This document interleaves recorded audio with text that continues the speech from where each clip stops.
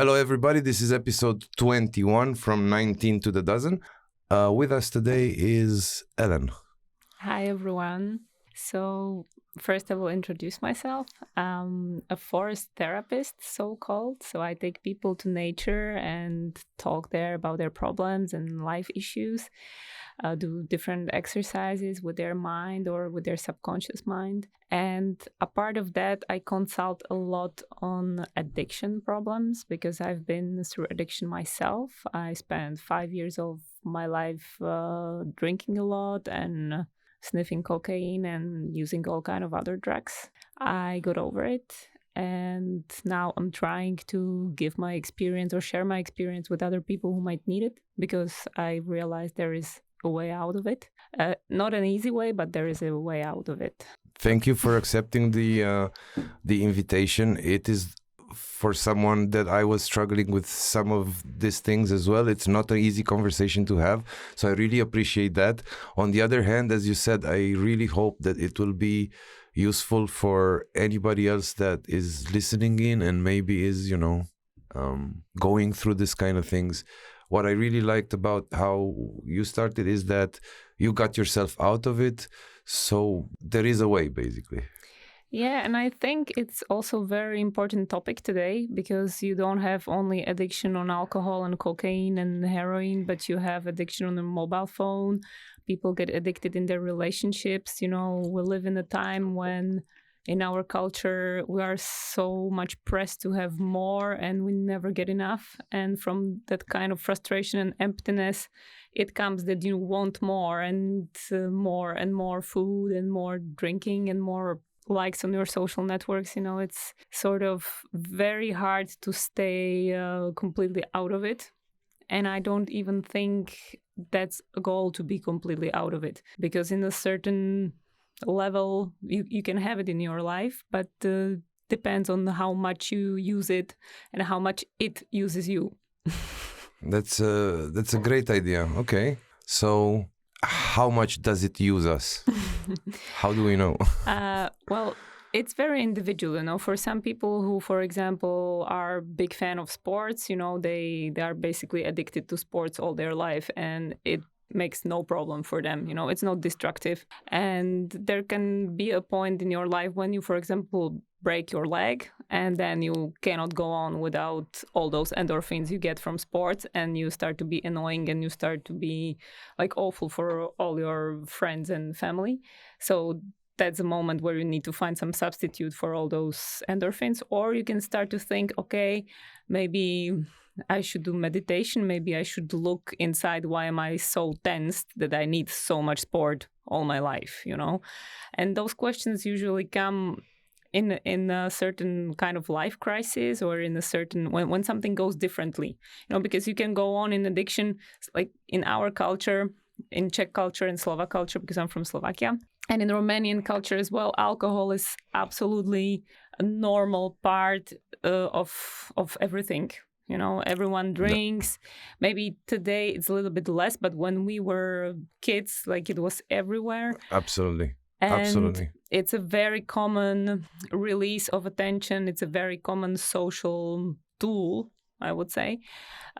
So many people don't even realize that they already are psychologically addicted. They don't shake without alcohol. They don't go through like tough physical addiction as I was going through, but they're already hooked, And then it can happen that some problems occur in their life and they go deeper and deeper, and the roller coaster starts and you just cannot get out of it anymore. I would say actually that culture and genetics are kind of assumptions for addiction to happen in your life, like the tough addiction.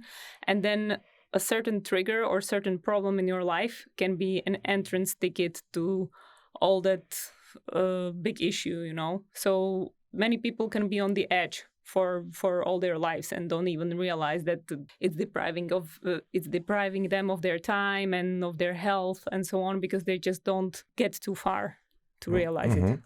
Mm-hmm.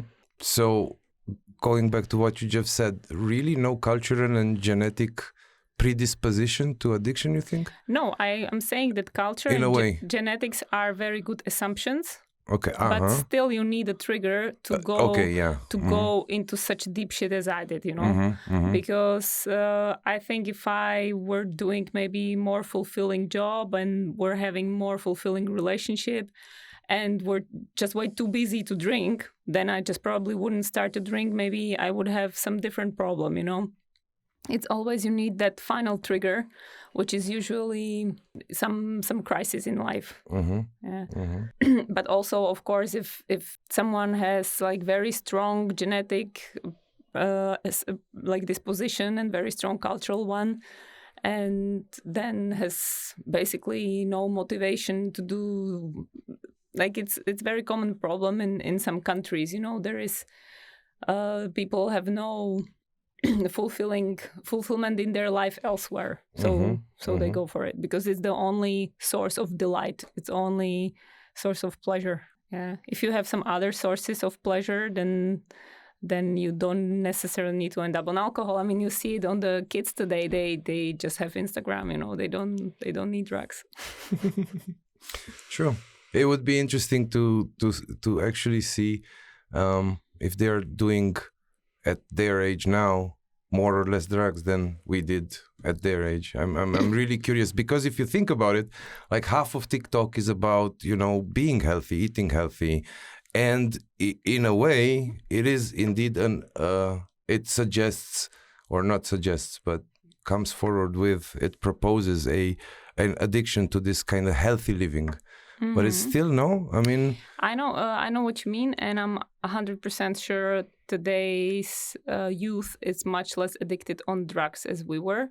They are in a much less contact with it as we were, because in 90s, I mean, in Slovakia, Czech Republic, probably Romania as well, it was a big boom of all kind of drugs. Everybody was trying them, or almost freedom. Everybody.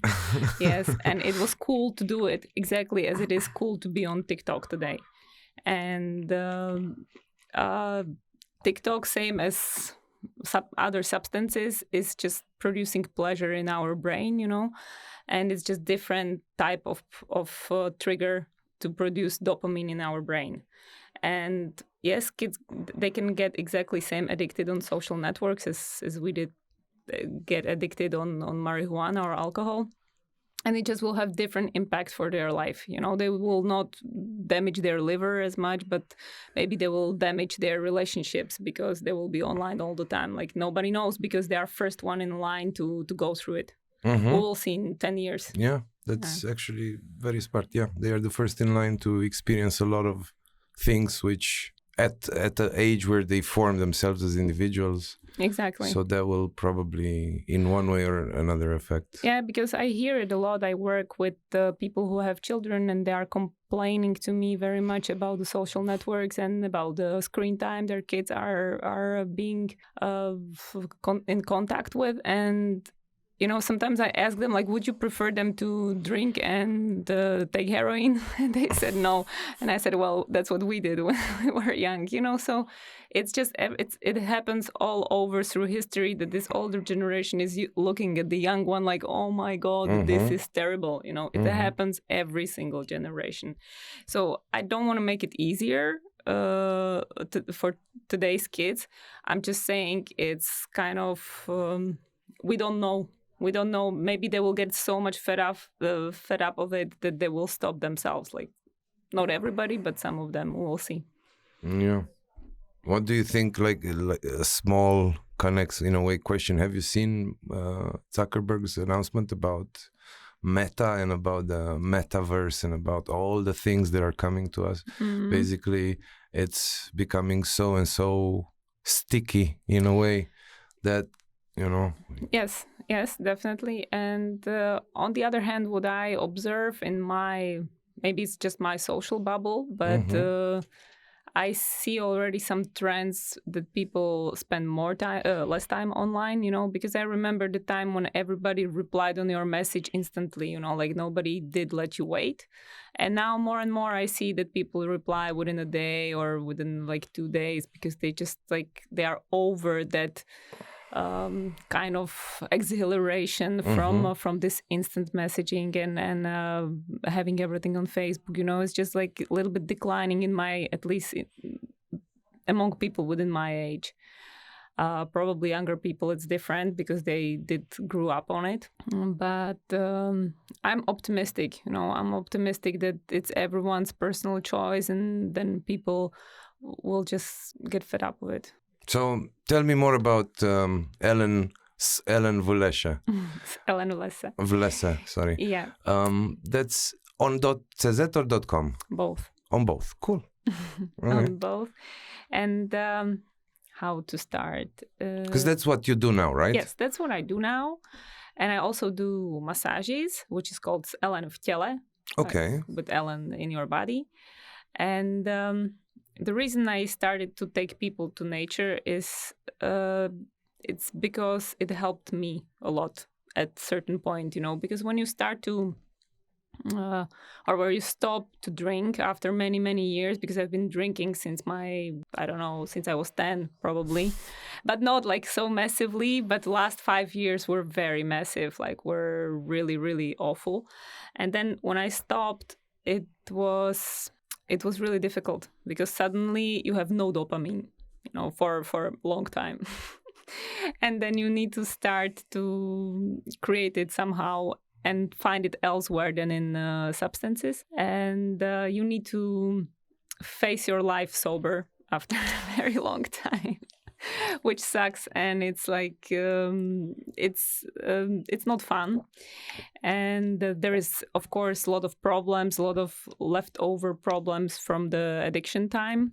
Relationships are ruined, nobody trusts you.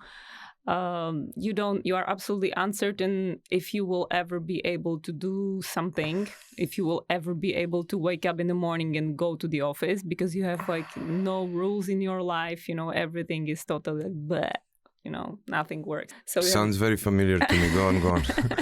Yeah, you have no discipline, you have no like basic self-confidence, because the problem with addiction, in my opinion, is that, for example, there are some failures in life. For example, there are people who ride the motorbike very fast, and once in a while they have accident, and it's a sort of failure. They are in a hospital. It's tragedy. They get over it.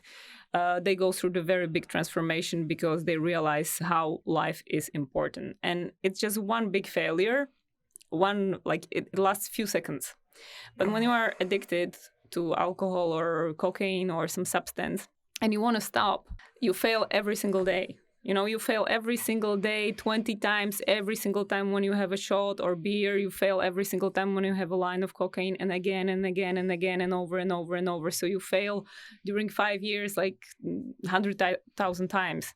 And that's just so massive pressure to your basic self-confidence. Then afterwards, it's just so hard to trust yourself that it will work, Will I kill your idea if I stop you here? No. Because yes, but you need to get out of it. I totally understand what you're saying, because after one line there's always another line. Yeah, that's how you fail. But in order to understand that failure, you need to be out of it, because while you're doing it, I guess you're enjoying it, or at least depends.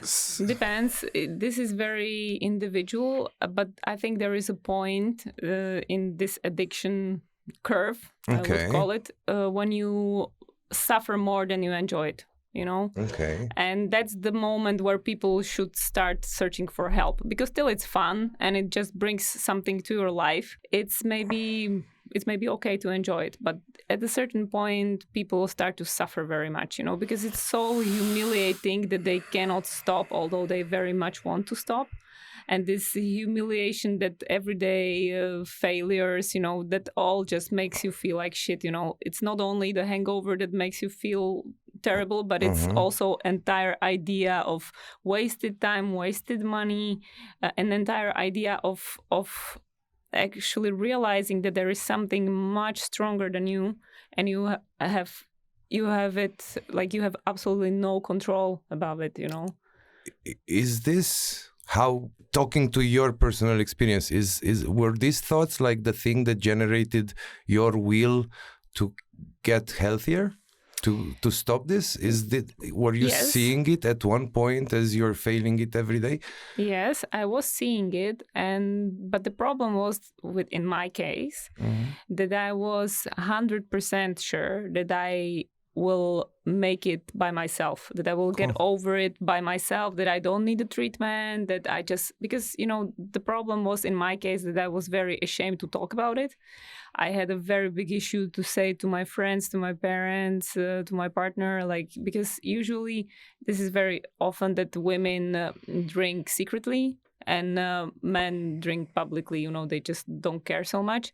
Okay. But also depends on what you do. If you cannot drink publicly, then you drink secretly. There's only one other option.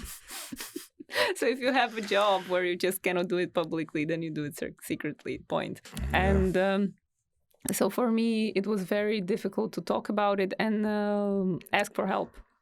So that's why it took me so long, because if I asked for help 2 years earlier, then probably it would work 2 years earlier. But this is individual. For some people, there can be other reasons, and for many addicted people, there is one very important reason which pulls them back from treatment or from any therapy, is that and that was my case as well, I was not ready to give up the pleasure, because for me to imagine that I will never, ever be able to get wasted again, that was tough. That was tough, that you need to sacrifice kind of like your hobby, your favorite thing. And it's not that alcohol brought only bad things to my life. It brought like fantastic things to my life, fantastic ideas, a lot of laughter. And I just was for a very long time not ready to give it up. It was so much part of my culture, so much part of my personality, and it was very hard to say goodbye to it. But I'm glad I did, because now I just get dopamine from other resources, and I'm just sometimes much more happy than when I was intoxicated by artificial way, let's say. So it's all okay, but at that point it was for me, I even remember, this is actually quite funny, when before I went to the rehab the last night, I was already packing my stuff. I was a little bit tipsy, but not wasted yet. And friends of mine called me that they will pick me up and I will stay in their apartment, because when you start the treatment, you need to be sober. Okay. They don't take you with some leftover alcohol. Okay. So they were coming to my apartment to pick me up. So I sleep at their apartment. So I don't drink anymore that night. And I get sober till the morning, till I start the treatment, and I was just packing my stuff. Everything was fine. And then it was 15 minutes till they were supposed to arrive. So I went and I grabbed the last bottle of wine and saying, oh my God, this is my very last one, and I drank it almost all at once, because I just so badly wanted to have at least a little bit of it, at the very end. And so till they came, I was completely wasted, of course. But it was funny because they came, I was still okay. And within a 5 minutes, it started, so I was not able to talk. I was just really lost. So it even produces so kind of funny situations, because people are completely controlled, you are completely controlled by the substance. And it's with everything, when you want to do some change in your life, a big change, you need to sacrifice something. In this case, you need to sacrifice the substance you really like. And if you, want to have children, you need to sacrifice your total freedom, because you will have a responsibility for them till the end of their life, point. So it's similar with other situations, just here. When you are physically and mentally addicted, it's maybe a little bit harder, but it lasts then a couple of weeks till you get over it, and then you can restart again. Mm-hmm. Yeah. What I really liked and will always remember from our first talk is how you said that it was a choice that you made, that your life will be gray and tasteless and blah, blah, yeah. at least for a while. That I will never forget that. Yeah, well, because, I'm kind of I'm a little bit drama queen sometimes, So for me, I really thought it will be just boring till the end of my life, because I tried to not to drink many, many times during those 5 years. And always when it was without alcohol, it was just not so much fun, And then I thought, oh my God, this will be just so boring till the end of my life. But I decided to go for it because I said to myself, better boring than totally desperate, It's then you come to these kind of questions that you either have like very, very shitty life or you have a boring life. So then you choose boring life. But that's not okay. But this was the beginning thought, right? Yeah. So now you just mentioned it before, but now I think you can tell me. So you said that there's other ways in which you can get dopamine, right? You personally, and this is your experience. So for somebody that would like to, let's say, try to replace some of the joints with something else, somebody that's not necessarily on the path of that destructive, non-functional addiction, okay? But somebody that, and I think that's majority of you people out there, is those ones, that would get drunk once every 2 weeks, but really get drunk, would have cocaine, but probably once every 4 weeks or something like that, meaning that they go to the easy choice for the dopamine, but it's never necessarily the same. It's always in a different context. And at least bar level discussions I'm having with people I meet, that nobody socially or culturally considers that addiction. Although it can be that you're getting your dopamine from 10 different things in 10 different settings. Does that count as somehow? But your question is... So my question is, how did you... Right, everybody's doing it one way or another, this dopamine thing. So how now that you're healthy and clean and blah, blah, how did you start getting it and where you get it from? Yeah, that's fine. That's the idea. Yeah. So teach us. Well, everybody needs to find his own way, ideally. But what works for me, first, when I stopped drinking, first I started smoking immediately. Which is not the good news, you think, but it's really difficult to get completely out of it. So you go by different, at least I did go by different substitutes, and I was going from the least healthy substitutes to most healthy substitutes, Just a quick mention, she's not a smoker, so you shake that off eventually as well. Exactly. Right? Okay. So I was originally non-smoker, but I started to smoke actually during my rehab because everybody was smoking there. So I ended up a smoker after my rehab for about a half a year. Okay. Then I stopped. Then I restarted again for about 1 year. Then I stopped. And then I had a very good source of dopamine and endorphins from sports. I did a lot of sports, like a lot of cycling and running and spending a lot of my time in nature. But then again, I was always realizing I just, needed every day, or I needed like on a very regular basis in order to feel okay. And that was scary for me, that I don't want to be dependent on like 30 kilometers on my bike every day, because it's just like tiring, then all your back hurts, everything hurts. And you sacrifice all that pain just for a little bit of happiness, which is not so cool.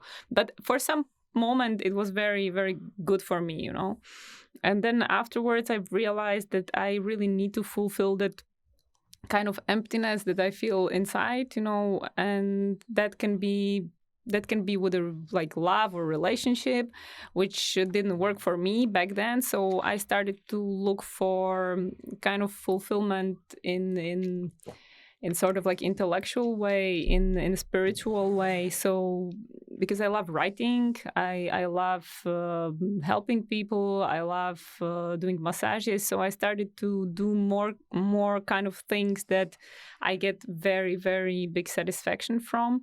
And I feel I'm at the right time, on the right place, and that it all kind of works. And I can recommend to everyone definitely creative work.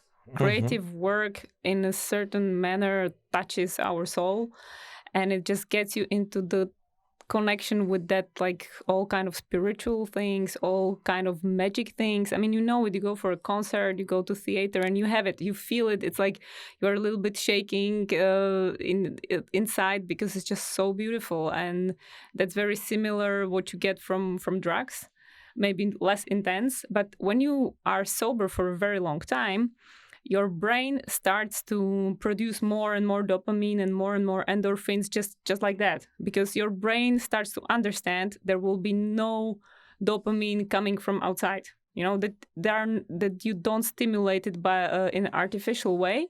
So he goes like for 1 year, come on, give me something. But then he goes, aha, okay, so she's not giving me anything. Then I have to do it myself. And it really starts to do it by itself. And sometimes I have now so much joy just like that, you know, because my body just produces it itself. You know, so this is a good news. Like if you carry on, if you hold on, and you stay clear long enough, your body changes very much. All the hormone regulation changes very much, you know. So then you will. It's exactly like when you take a lot of vitamins, for example. Your body loses ability to take them from the food, you know. So if you take too much food supplements, then at one point your body is just too lazy to take it from the cabbage or from the banana, give it like because already. You give it there artificially all the time. And this is exactly the same. So if you give it there by alcohol or by MDMA every weekend, then it's hard, you know. But when you stop for some time, then it just like turns back on. So creative work, any activity in nature helps a lot, and sports, I would say, and love and sex. About creative work. The site has the blog as well, right? This is what you say, that when you do creative work and you write to help people, it's your blog or something, right? Yes. Sorry. And I also write poetry. Cool. Which is very, for me, I love it, because I love prose as well, but poetry is even more special because it's just like, it's thrilling for me. I always get into like beautiful kind of connection with myself, or connection with my soul, or how to say it. And even now I was preparing some poems for my website, and I went through all my old poems, and I was just like, oh my God, this is so cute. Nice, very nice. You know, I had a like great party just by myself on my poems. It was nice. Are they anywhere published, or not yet? Do a shout out. So how can people read your poetry? I'm preparing ebook now, so it will be out within a couple of weeks, and then I will announce it on my social networks, and it will be on my website. You like possible to download. And I'm also, because right now my website is only in Czech, but within a couple of weeks it will be all in English as well, so everybody can read it. But what I can recommend is just for people to write themselves, or to paint, or to maybe compose some music. So any creative work. Or something. Or for me, a podcast. Yeah. Or what helps me a lot, or where I feel very fulfilled, is to spend time with kids, you know, because I don't have children myself, but I have a lot of friends with children, and I help them with their children. And this is also nice, because children are always in that like present moment, and they're in a completely different world, so that can be nice. But everyone needs to search for himself or herself. What is it that makes me feel like, yeah, you know? And it can be different for every person. Yeah. And it can be different things for the same person. Can be different things for the same person in different periods of life, you know. For example, I did yoga for a long time, then I did more running, and now I do yoga again because I just don't feel like running anymore. And it can just change over your life, because it's like when you eat healthy food, you also do not eat the same healthy food all the time. You need diversity. So then you change for something different. Like you eat quinoa for 1 month, then you eat rice for 1 month, and then you eat pasta for another month. So it's the same with that soul care, I would say. It's very similar to body care. Also, you go to gym, you don't do exactly same set of exercise every lesson.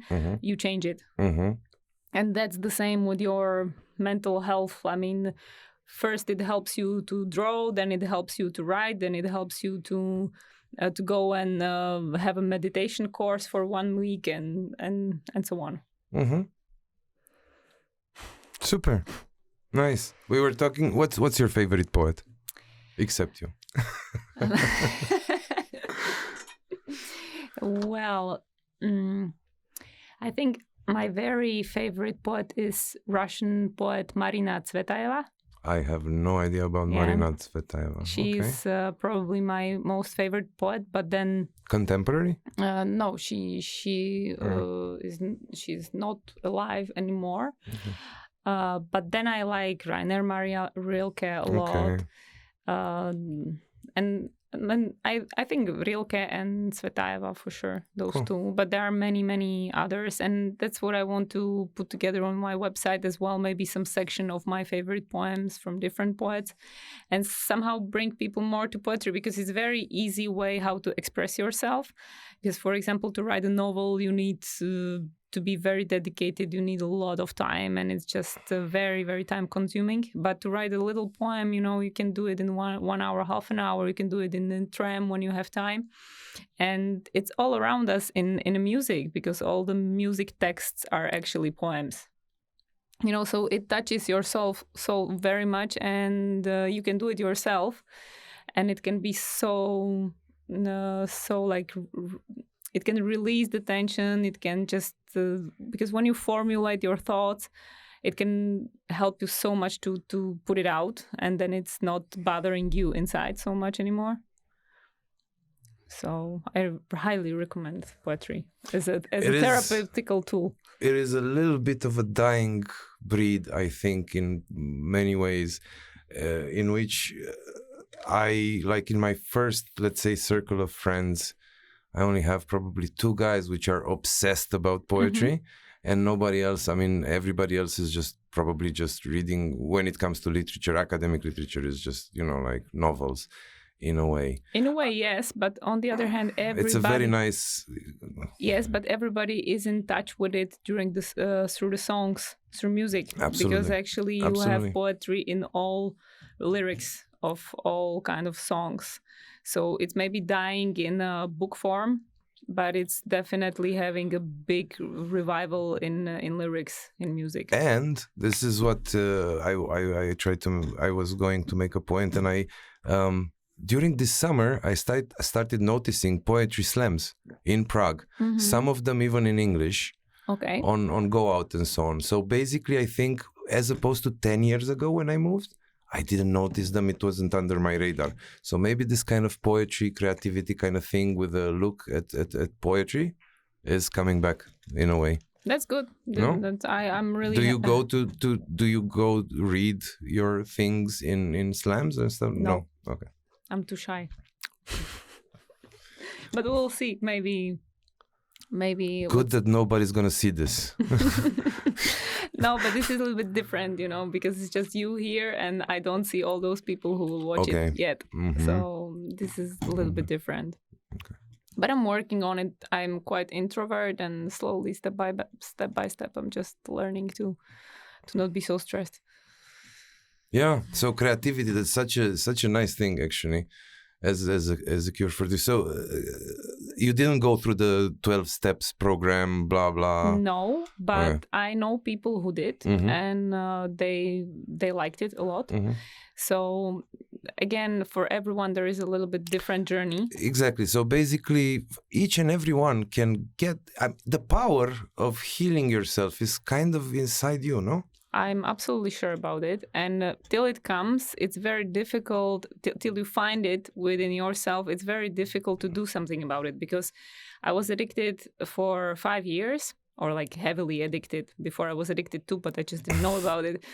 But heavily addicted for those 5 years. And my parents, my sister, my partner, everybody was telling me, do something about it, go to rehab, do something about it. And I just couldn't, I just couldn't stop it.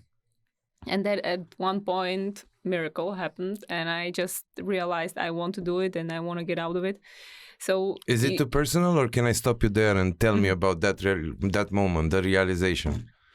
I think like the main trigger was that I already, because for those 5 years I was mainly drinking, but for that the very last summer, which was like 4 months. Well, it was longer than summer. Okay, it was about 4 months or 5 months when I started to overuse cocaine a lot, and with that combination with alcohol, it was deadly. Because you're never getting drunk. You're just exactly. So you drink so huge quantities, you sniff so huge quantities, never ends. Were you sleeping at all? You sleep sometimes, but your heart is like beating like crazy. It's just like it starts to get very dangerous. You're going without food as well, right? Yes. It starts to get like super dangerous. And it was the first time when I started to have like really blackouts, because before I was drinking, like party drinking, I was not getting totally wasted. And on those 4 months, I started to get very wasted, having blackouts. I did not remember what was happening like the night before. And also, I just couldn't hold back in front of people I loved, so I just couldn't pretend that I'm sober. I was just like openly drinking already, and it was just getting very, very bad. And I had a huge conflict with my boyfriend back then. And the next morning, I had no idea it happened. He was gone. Wow, okay. He was gone. He blocked me on all the channels possible, okay, which never happened to me before. And I was, okay, so this is really serious. And also I had a conflict with my parents already, who just didn't want to talk to me anymore. So sort of those closest people I had turned away from me. And I think that's what everybody needs. Because if everybody is trying to help you, then you do it on your own anyways. But for me, the decisive point was that the closest people, the people I loved, started to turn away from me. And I knew I just need to like do something about it. And I also realized that I have absolutely no control over that combination, because I had at least a little bit of control over alcohol, but combined with cocaine, I was totally lost. It was like 20,000 times stronger than me. And I just gave it up. How long from this moment until the moment when you drank the last bottle of wine in 15 minutes? How long did it take from the realization in which you said, okay, I need to do something, until you've made because you've made yourself act, basically. That's what it is. Because your brain was still telling you, oh, you're going to have such a great life, right? So you need to go against who you are in that moment somehow. And that's, I think, the hardest thing to do, no? But for a very long time, I had the recommendation from my therapist back then to the rehab center. So I knew where I'm going to go if I decide to go. Okay. So that, the funny thing is that when I was trying to find it online, I was so wasted. I just like couldn't see on the screen, and it gave me such a hard time to find the number to call there. Then they explained me, I cannot come just like that. I need to wait till Tuesday, and I need to come sober, which was very hard. But it was pretty quick. From the point when I decided, it took like 3 or 4 days, because they didn't take me immediately. They told me, you can come on Tuesday. You need to come sober. So I spent like those last 3 days drinking, but I already knew that it's like over, kind of.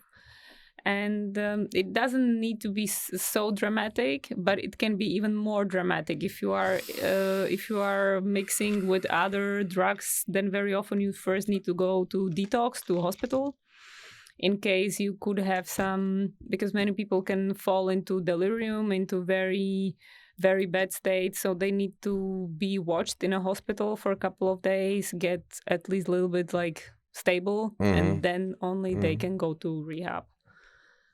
Yeah, so it depends on how much you use and what do you use. If you like mixing with the different things, depends on also on your body, because um, miraculously my body was very strong and like made it, but Slovak girl. Yeah. there are people who just have like much harder time, when they stop. Yeah.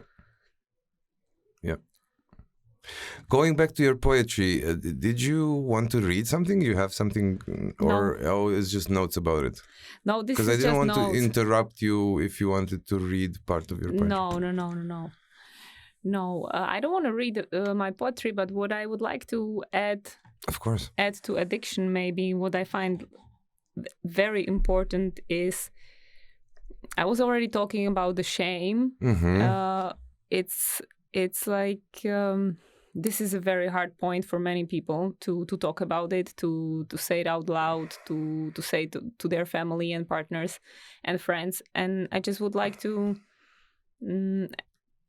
emphasize that it's important to talk about it, to cheer up everybody, that that it's just like every other problem, it's nothing special, because today everybody's addicted to something and it's just not such a big deal. I thought that everybody will refuse me, everybody will hate me, but actually it did not happen.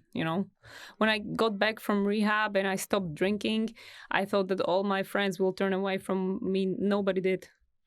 Like nobody will judge you, nobody will think that you are a loser.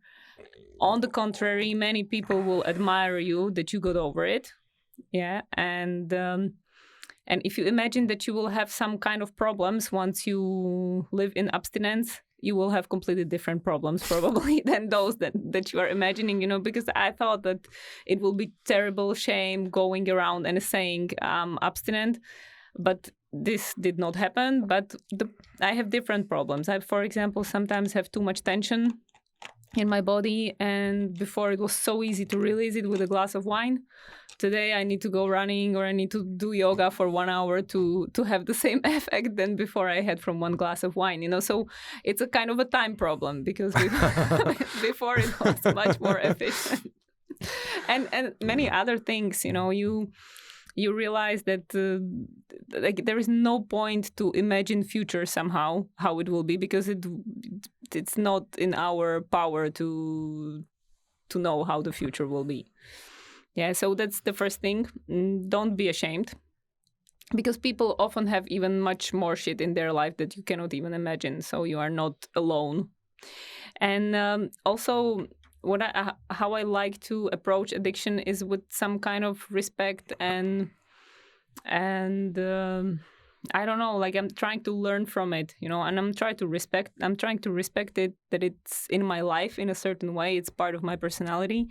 I even see today sometimes on sugar, I have weeks when I just can't get enough of it. I just can't have a day without some cake or something. And I decided to just stop accusing myself from it, because it's there. And I'm always trying to, because I don't think addiction is on and off button. It's like sort of more volume round, and you can when you feel in your life that it's getting too much, that it's getting too noisy, try rather to put it like lower than, because many people is trying to turn it off completely. You know what I mean? That I know exactly what you mean. This is what I am, I guess. Yeah, so I try to sometimes, but I always go back to that. Yeah, so but then it's maybe not the point to get rid of it completely and make it the most awful thing in your life and refuse it, but maybe just accept it that you have it in your life and try to respect it, and try to respect that there are days when it goes better, and try to respect that there are days when it goes worse, and maybe have always that ongoing internal dialogue of some kind of asking like what are the triggers that bring you to it, like when I am actually eating more sweets, where am I having more drinks or more dope or something, and you realize, okay, it's when I'm more tired, it's when I do nothing, so I'm bored, or when I get in fight with my father, and then you can just see when it's happening, and you can try to work on those different aspects, because addiction is not it's a symptom, actually. It's like when you get, I don't know, when you get cold because your immunity is not strong enough to protect your body against bacteria or virus. So that's why you get cold. The cold is not a problem because it's everywhere all the time, or flu, it's everywhere all the time, but you get it once a year when your immunity is very down. So immunity is the problem, not flu is the problem. And it's the same with addiction. It's you get into it very deeply when all the other aspects of your life are not functional, Mm-hmm. Mm-hmm. So try to rather work on those other aspects, like try to see what's behind it, and what it is that you don't see, because you see addiction, it's very visible, it's that bottles of wine empty there in the corner, but it's better to look what's behind it, why actually it's impossible for you to spend the time differently. Yeah, so that I would maybe recommend, because more you hate it, more it sticks to you. I realized, more I fight with the addiction, and more I try to not have it in my life, more Mm-hmm. it comes, more it's contacting me. And once I admit it's there, once I say, okay, hi, how are you today? Okay. It like try to maybe build kind of relationship with it, like fair relationship, neutral relationship, because more drama there is around, like tougher it gets. Mm-hmm. I have this experience, let's say, I used to be morbidly obese for a big part of my life. I weighted 127 kilos at one point in my life. That was my maximum. I was, yeah. The thing is, I'm so happy, and I think that mechanism is the same. Just basically trying to take these choices mentally and then transforming them into everyday life somehow. And this is how I am almost a normal guy now. I mean, But the thing is, and this is what I was listening to you, for example, one thing which can be, let's say, the shame of the food, because I was eating my feelings and blah, blah. I'm going through therapy, so I'm fine now. I'm trying to be fine. Is that, for example, I find myself sometimes eating standing, because most part of the part of my life when I was eating my feelings was sneaking in to grandma's kitchen or my mom's kitchen, and eating like that, not like secretly, I mean. Yeah, secretly, of course. So I still find myself, having days in which I notice it's not something I plan. It's not like I go home and say, I'm going to eat standing now. But I kind of go through a meal like that. And I think that's like the archaeology of my little fucking obese guy at one point. And yeah, I have the same, like I have this residual because if you do something for 10,000 times, meaning going to your grandma's cellar to steal something, to have something, or I did like 10,000 times go to the toilet and I poured the bottled wine into this kind of like little bottle to have it in my purse, and then I left the wine bottle there and went out in my purse just like with a little bottle.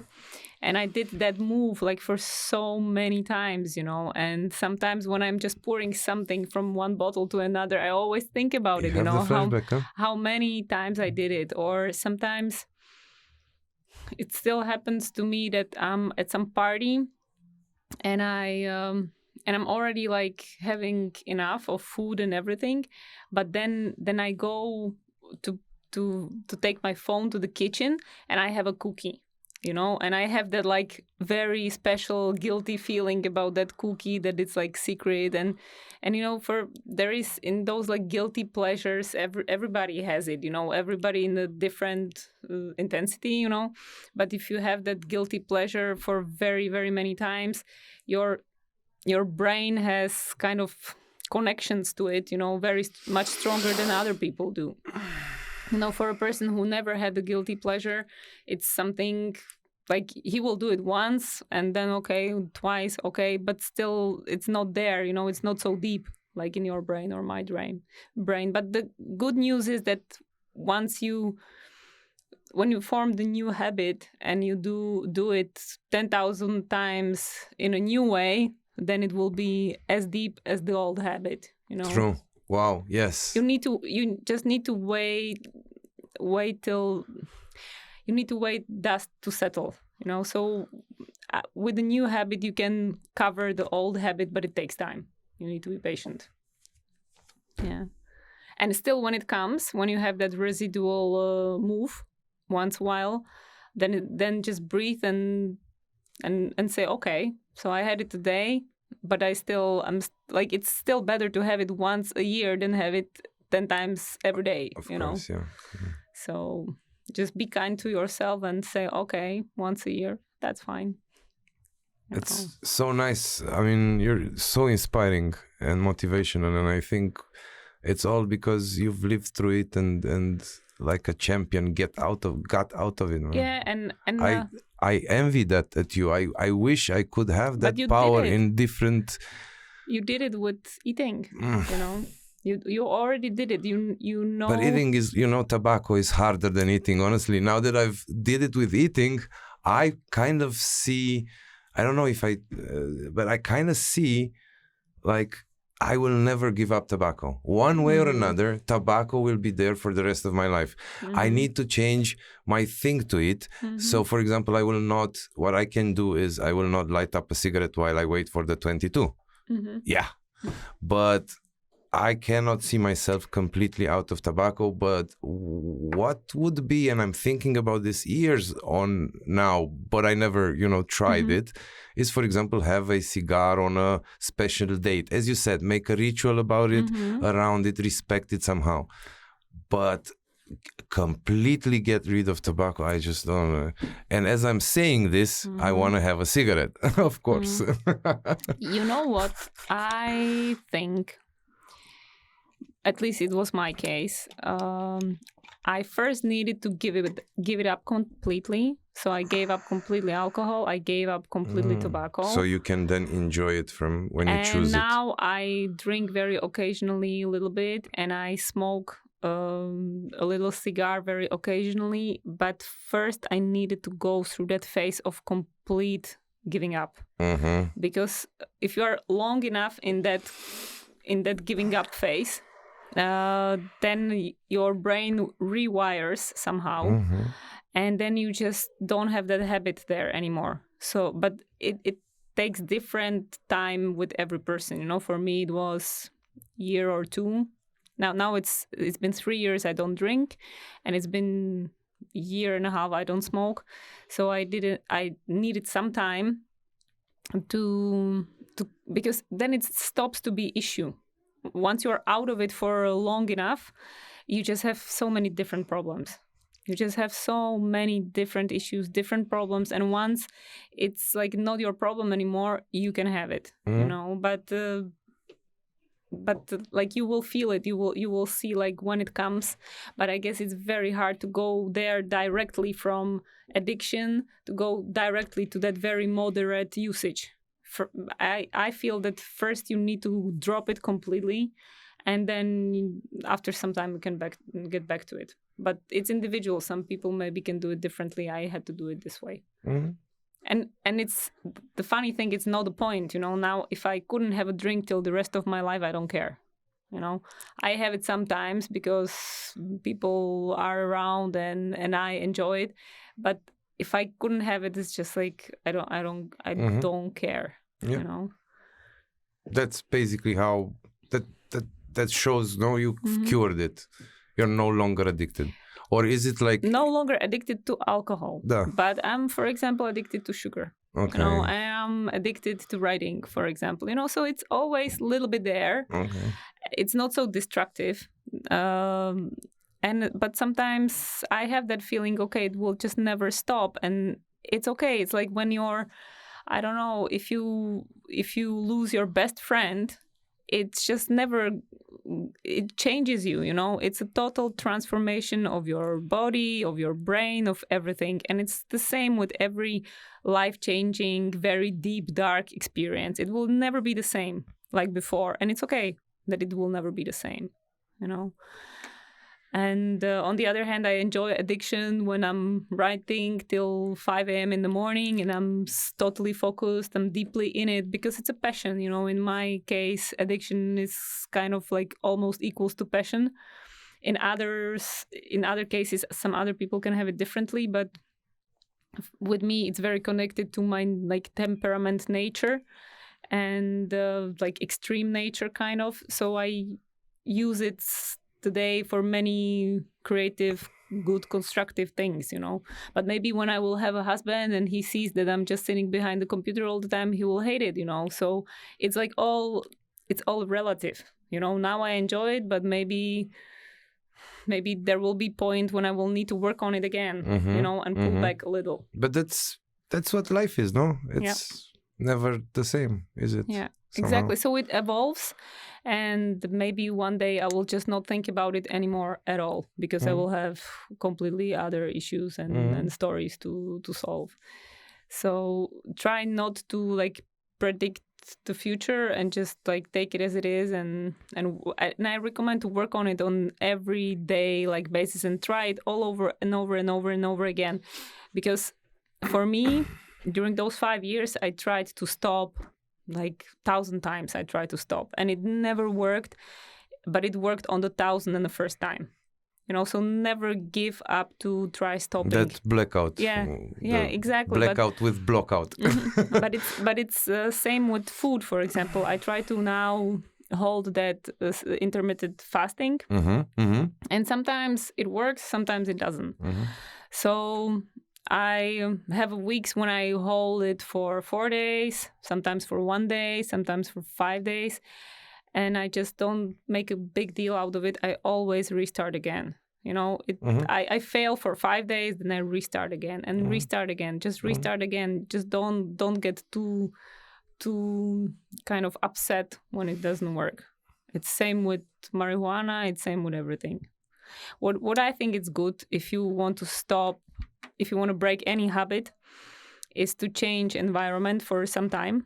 So or maybe change something in your apartment. So go away from it for, let's say, 1 month, because scientists say that it takes 21 days to build a new habit. So it's ideal to go somewhere for 3 weeks, having completely different regime, different rhythm of a day. And then when you come back home, to change something, like place furniture differently, and try to hold that new rhythm in your daily life as you learned somewhere else. Yeah, go to the desert, go to mountains, go to a sailing trip or something, like really, really turn it off. And then you have a higher chance to stay there. For me, this is something people are telling me that I should do to better do my podcast, is like kind of have it scripted somehow. So I would know because one of the things I absolutely did 2 or 3 times to actually shoot somebody without meeting them first, which is a mistake in a way, even if the person you talk to is a super interesting person, because conversations are like dancing, like a dialogue. Like dialogues are like dancing, So I do have kind of, let's say, an order of what, not necessarily an order, but at least the subjects I want to touch. But I go into that conversation and then obviously I'm getting distracted. And mostly is because I listen, to the other person, and everything that the other person says can I have a little bit of ADHD. So Okay. everything that is thrown there will just automatically turn on a little bit of Attention. you know. So then that actually for the viewer transforms in kind of sometimes like weird conversations. So, but I don't want to lose this kind of Flow. feeling exactly of natural conversation, because that's what I want to have, see? So then I'm thinking that if I will be scripted, so maybe that's why you're feeling this, because it's the second time I you're see. talking about the same kind of things, but you're not scripting it. No, it's true but that you it's know like what you want to touch. And it's true that it's sort of more easygoing than the other ones, because it's just it's more natural than when it's scripted, for sure. yeah. And for me, it's like I feel more comfortable with that, for sure. Yeah. And I think for the people that look at it and listen to it, I think you can feel it if it's scripted, or you can feel it if it's personal experience and it comes from, no? Yeah. So It's I think more it's spontaneous then, for sure. That's what the world needs today. So, we're back. And it's funny because we interrupted the conversation about addiction so I can smoke a cigarette. No? That's what happened. So, where can they find you? Do another shout out. So, your Instagram is... My Instagram is Elenka, which is ELEN. Underline KA. It will be in the episode description, as always. Okay. And but you will find links to all my social networks on my website, which is elenvlese.com or .cz. And there are all the links to my blog and poetry and website and everything. Where else they can find me? You can find me in the forest, of course, because I do the forest therapy, so you can find me in the nature. You can find me in the center of Prague, where I have a space for individual sessions or for massages. It's both, because I do deep physio massages. Why?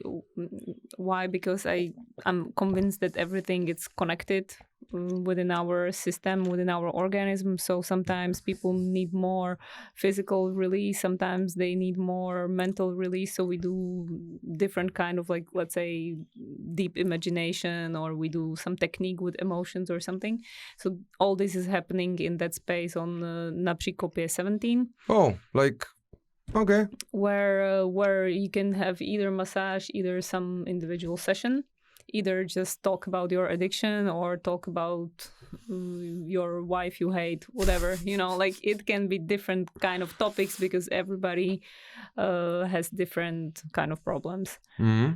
So those are two basically main ways how I'm trying to cheer people up. Forest therapy is very... This is interesting to me. Interesting because it's in a forest, of course. And I encourage everyone to go to the forest or to the nature even without the guide.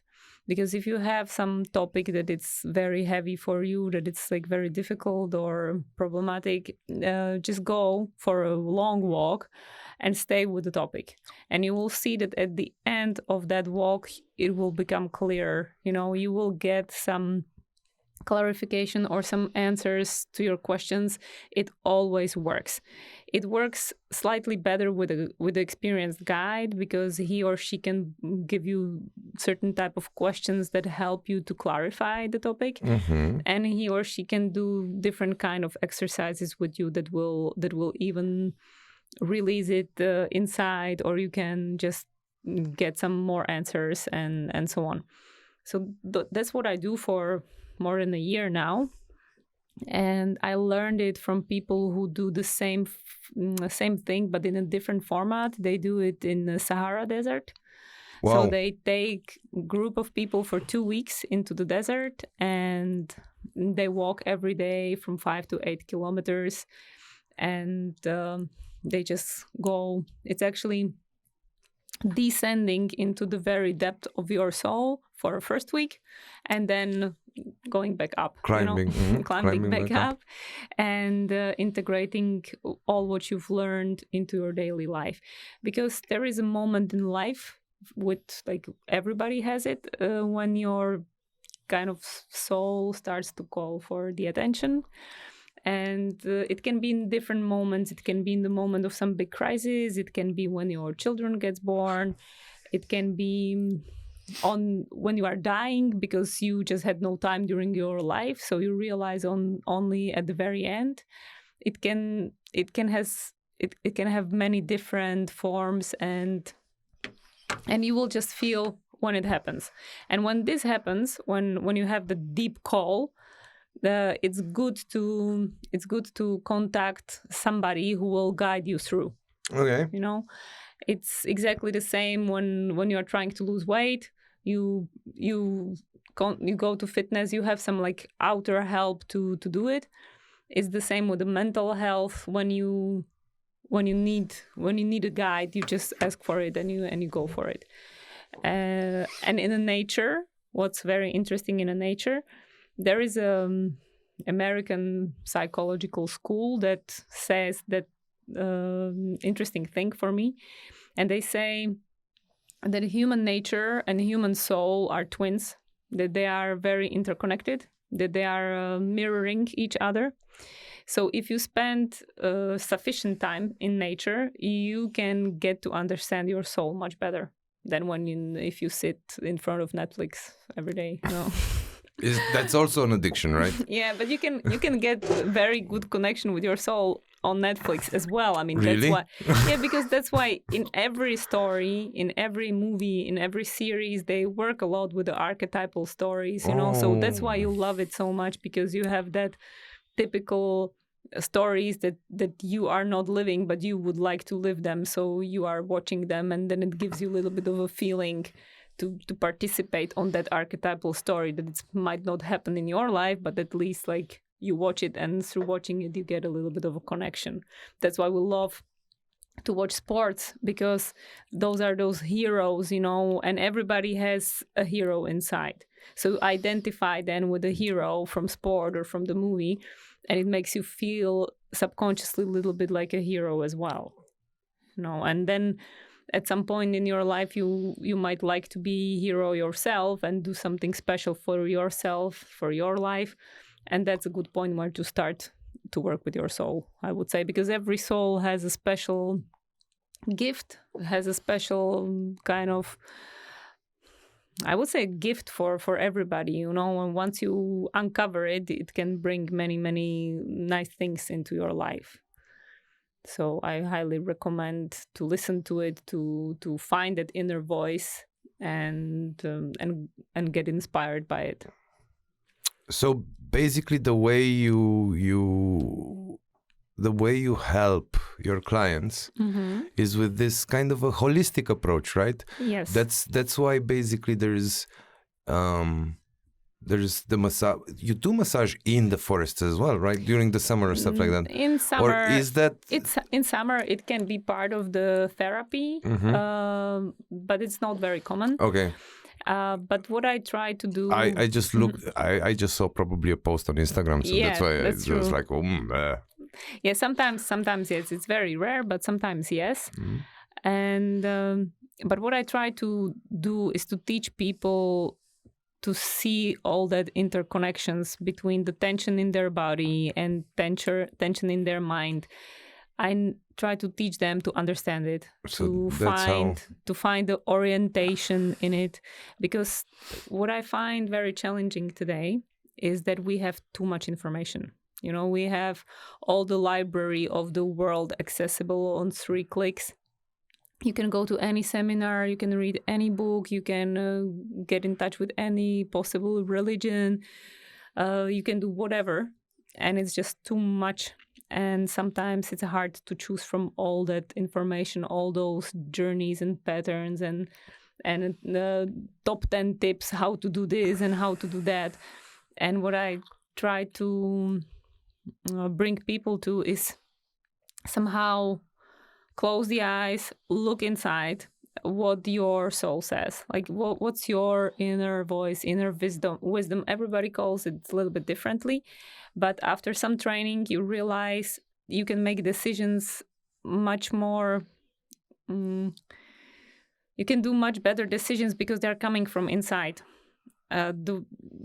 Because if you do your decisions on, how to say it, based on the outer information all the time, it's never then satisfying, because it's like it's not yours. Yes, it's like if you go to university just because your parents want you to.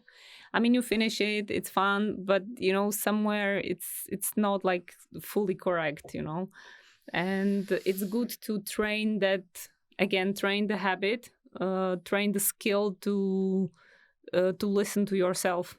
And we are losing it because we're bombed 24/7 with information, with so much information about everything. You turn on your phone and you see those like million of people who are having healthier, better, richer lives than you. That's the first thing. So huge frustration is coming from every social network all the time. And then second is that you have too much information on how to fix your kind of lack of something. And then people get lost.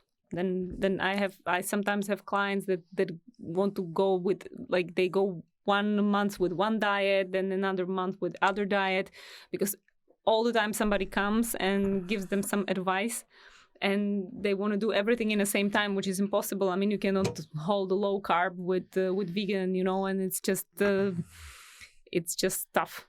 So I try to slow them down and to really start to listen to what their body and their soul actually needs. And then you can combine it with all the knowledge that is outside, but it's good to have some maybe compass, Yeah. Yeah. So what I'm trying to show them is their inner compass. It's not show them what to do or tell them what to do. The North Star, the direction. Yeah, but just that they know the direction. And then on that direction, it can be 20 different things in a different time of their life, but they will know the direction. That I find it important. It's the same, for example, when you are trying to teach kids today. I mean, we have no idea how the working environment will look like in 20 years, but you can teach them some values, you can teach them some direction, you cannot really teach them any skills. They might not even need to drive in 20 years, we have no idea. So, and in this fast changing environment, it's good to know the direction, I would say. I think so. But maybe I'm wrong. Yeah, don't take me, don't take it for granted, because maybe in 1 year I will realize something completely different. It's a part of the journey. So we'll see. You want a hard question? Okay. What are you most grateful for in your life? I think definitely for my family and friends, the close friends, because they helped me when I was in this, they even helped me by actually turning away from me. That was the main trigger. So thanks. And they accepted me back when I got back, and they accepted me even because the funny thing with the treatment on addiction is that many people think if you go to rehab that you will come back exactly the same, but not drinking. That nothing will change. It will be old good Elen, just not wasted all the time. But the way it works, people are coming back from rehabs or big transformations, and they really change a lot. They are just not old good Elens or Johns. They just are somebody completely new and different. And this is very hard to accept for the environment, because rehab or some proper therapy or transformation it's not the car service. It works on the different basis. And then it can be hard for friends and for my friends and family. It probably was very hard that I suddenly was shy. I was very antisocial. I was quite introvert. I just didn't want to spend that much time with them anymore because, when I was sober, I had much less need to be with people. And many, many different things, I was not nice all the time. I was not smiling all the time. So, and they all kind of got over it and still love me, so that's why I'm very grateful for. But there is a very cool saying on the topic I have to share with you that my teacher told me one day, that if you are nice and kind to everyone and you do your best, then 10% of people love you, 10% of people hate you, and 80% of people totally don't care. And if you are yourself, then 10% of people love you, 10% of people hate you, and 80% of people don't care, huh? do not give a shit. And just people in those three groups, they change. It's the ratio stays the same, but you will have some exchange of people in those three different groups. Okay. So that I find this very inspiring, and I think about it That very is often. very inspiring. Yeah, so don't be afraid to be yourself, because if you are honest, then you keep your relations or relationships. They will just like transform somehow a little bit. That's it. Cool. You wanted to talk a bit more about writing? Yeah. I guess. Yeah. Yes. Please do. As I struggle with writing as well. Well, I struggle with writing. I think everybody struggles with writing. Every writer struggles with writing. I mean, for me, sometimes it's just impossible to do it because I'm too distracted. I'm doing too many different things. I have no inspiration. I'm totally... That's a good question. Where do you find your inspiration? I find it in nature, mainly. Okay. When I go to nature, I get like really good ideas. I have really good ideas when listening to classical music, but it needs to be live. Which is interesting, because when I just turn it on in my car or at home, it works a little bit, but it doesn't work that much. When I go to live concert of classical music, I find it totally magic. My brain goes like, and it flows like crazy. So that's amazing for me. I know the feeling. I love the feeling. I was actually, last time I did that was way like when I was a student. But we have a really good philharmonic orchestra in Timisoara. And at one point for the students, they were like really discounting this. So I got, I think, 2 or 3 years almost every week going to a classical music concert. And indeed, when you listen to it at home, it doesn't have the sound doesn't have the, I don't know, the volume, not the volume like the intensity, but the concert hall is a magical place indeed. Yeah. I think so. And it's also I think it's also the energy from all those people that are inside. They're all in a kind of, they're all on the same wave. The catharsis, cathartic. And it can be with any other kind of music. I have it with visual art as well, although I'm like probably more audio than visual for sure. And I get a lot of inspiration with my friends and family and people I meet, my clients, because every time when you talk with somebody a little bit more deeply, not only on the surface, I find that your soul touches his or her soul. Yeah. Your heart touches his or her heart. And always on that clink, something happens and you feel it, and you can get inspired by some topic or some idea. And what I find amazing are synchronicities. Sometimes you start to work on some topic, and then, because scientists say that we are able to perceive only 8% of the reality, 8% of everything what's out there. And if in your 8% some topic starts to be very important, so it takes 1% of those 8, then you start to see more and more people or more books and more movies that are related to that topic, and that it starts to flow. So if you would like to write on certain topic, it's good to to kind of expand knowledge about it, and then you will see that more and more things come, more people come, and then it goes. So same with if you like writing and you are stuck, it's good to meet with somebody who writes as well, because you are in the same kind of energy. It definitely is more helpful to go for a party with writers than to go for a party with doctors, because you just get more into the writing kind of resonance field, or how shall I call it? It gets then a little bit contagious, and you feel like, okay, I can do it as well. And the same, but same then with the fasting or with trying to stop any substances. If it doesn't work, then it's sometimes I feel it totally waste of time to force myself to do it. Because now when I was going through my old poems, when I was doing that selection for a website, I could exactly see which of them were written when I felt like I have to write something, and which of them were written when I had inspiration.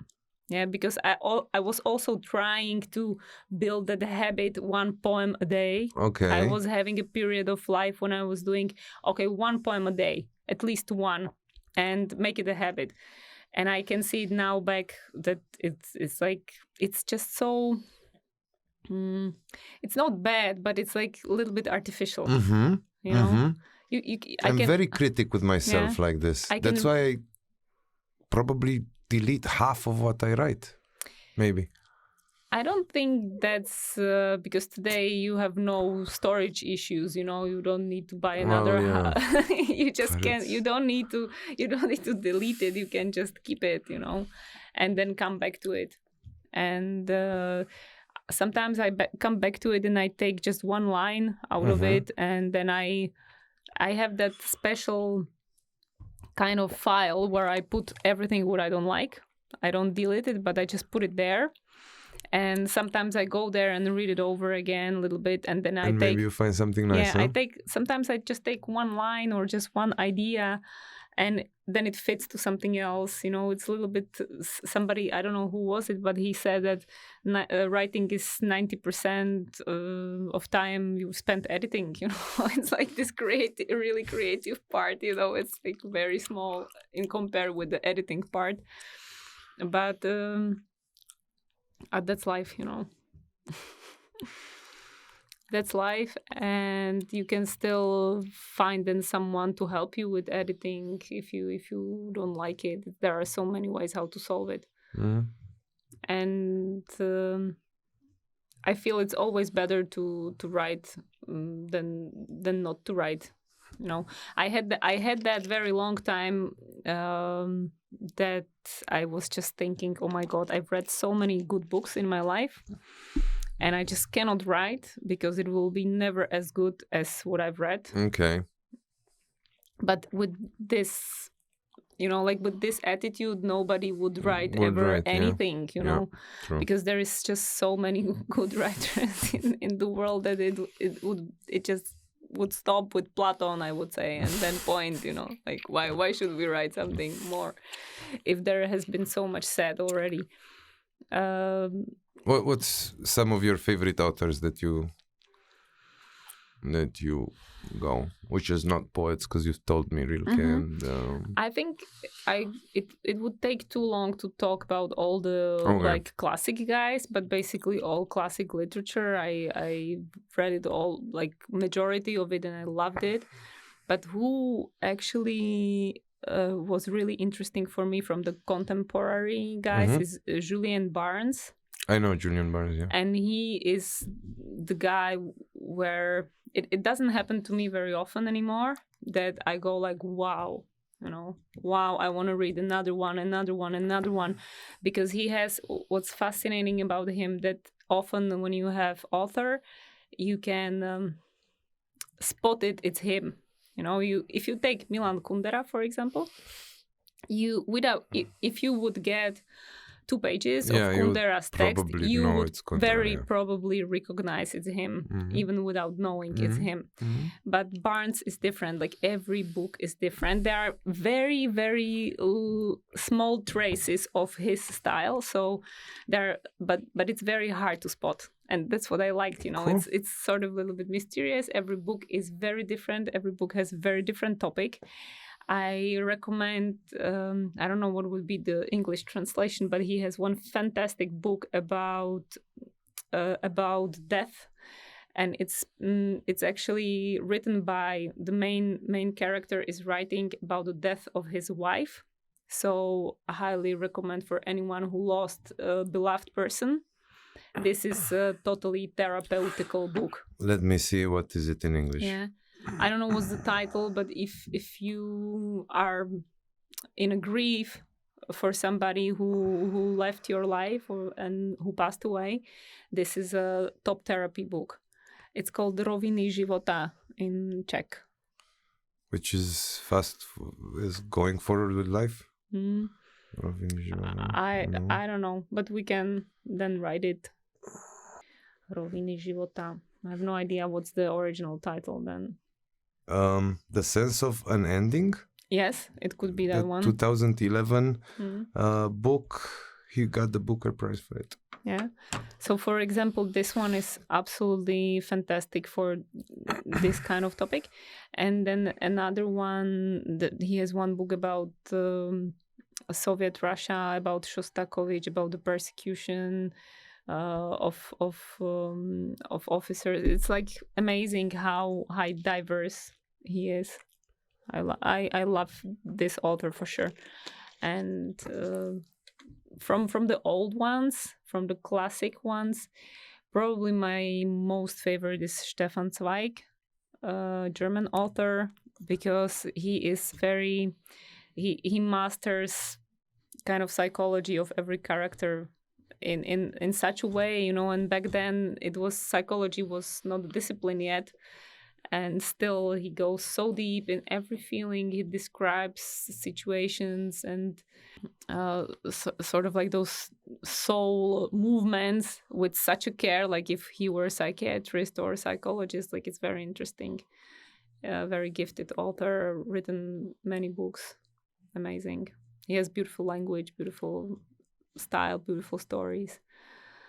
Yeah, but this is for separate podcasts. Yeah. I would say. We should do a going back to literature podcast. Mm-hmm. And that's another idea I actually have for my blog. I would like to do that in future, to take some most important books for my life, or most important authors in my life, and write a short summaries. Why is it good to read them? What it had given to me, and so on, because I feel that people now, again, are overloaded with information. They have too many choices, and sometimes it's good to have a little orientation, like why should I read this guy, or why should I read that guy. And even with philosophy, there are many good authors that you don't even need to read classic philosophy anymore in order to understand it at least a little bit. You can read someone contemporary who can interpret it very well, you know. So it's all there. You just... What's your philosophy contemporary star? Contemporary, I don't know, because I'm not so well oriented. But from the classical guys, definitely Spinoza, Schopenhauer. Those two, I would say, are my most favorite, Spinoza and Schopenhauer. But why Spinoza? I mean, I like what I like the most is his. I understand. I think I understand. I don't understand, but I have a theory why Schopenhauer, but why Spinoza? What I like about Spinoza is his conception of God and nature, because he says that like God is everything in nature, and God equals nature, basically. So that's why that's very close to me. But again, my knowledge is not like super deep in philosophy. I've studied philosophy. I spent many years on it, but it's such a vast, you know. Was this your what you graduated? I graduated on Charles University from Humanities, Okay. where we had a lot of history, a lot of Philosophy and literature. And, some psychology. Mhm. We had some sociology, anthropology. It was a mix of everything, but the philosophy and history were main disciplines. And I try to go back to it as often as I can, but again, it's like a huge field of knowledge that it's, if you really want to read original things, then you couldn't do anything else. Definitely not massages and forest therapies. No, I'm kidding. It's a great source, but I feel I have no like capacity to embrace it. That's why I like to rather follow some contemporary interprets of classic philosophy. Okay. For example, in Czech Republic is this Professor Anna Hogenová, who is she even spoke to on TEDx on Saturday, and she is great interpreter of classic philosophy. I would recommend definitely go more this way, because if you take some book from Schopenhauer, then you will just get so frustrated because it's long, it's difficult to understand, and it's just so dense that you will spend like 1 year reading one book and just being frustrated,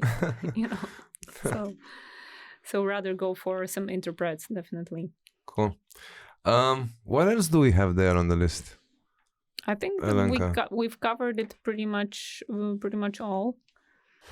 I think forest therapy, writing, we did. Yeah.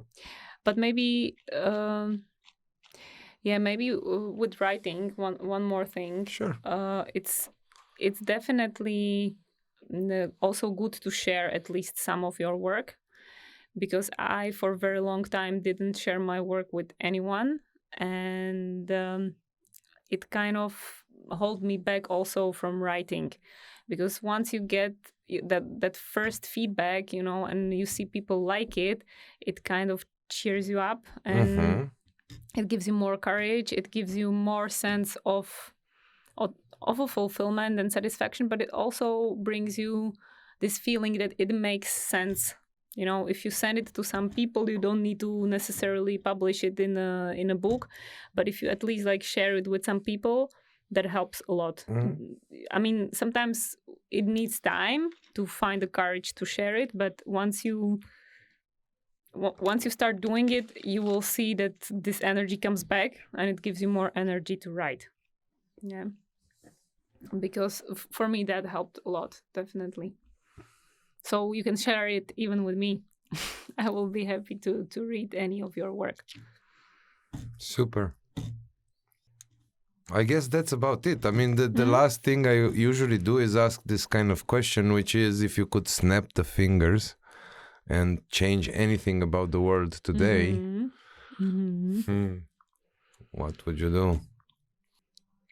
I would probably shorten. I would do a very simple thing. I would shorten this period of time that we all need to get like calm and see things from the different perspective, because very often people just go crazy because they're too emotional and it's all too dramatic, and too dramatic about COVID, about this and that, and we go all crazy. And after some time, we can just unzoom it and see it with a different perspective. And we see it's not so dramatic, it's not so painful, and so on. I would just make it shorter, because I feel that even for me, sometimes it takes like too long to get less emotional about certain decisions, about certain things that are happening in the world. And if then everybody would be a little bit more calm, then, but it's probably because this is my problem, so maybe people out there are calm and they have no issue with that. But I feel that when you have more some stable place in your heart and in your soul, then you suffer less in your life in general, because half of the suffering is panic, half of the suffering is fear from what's going on, because in the end many problems are not that dramatic as we perceive them at the very moment when they are happening. So that would, like, I think, release a lot of suffering in the world. That's it. Very much. Thank Thanks. you. That's been, I guess, it. Episode 21. Elenka. Elen. Thank you. Elen Vlese. Thank you guys. Wow. All right. Thanks.